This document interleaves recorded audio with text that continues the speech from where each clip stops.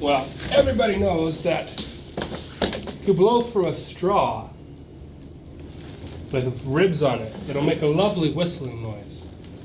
This is a hell of a straw. How many feet is this? This is 160 feet.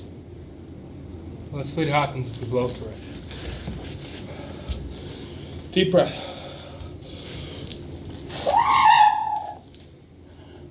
Let's do that again.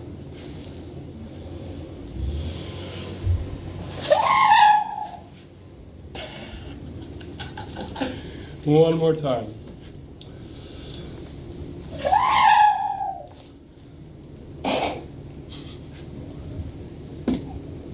I have to do it again. That's hilarious. Give me a thumbs up. Subscribe.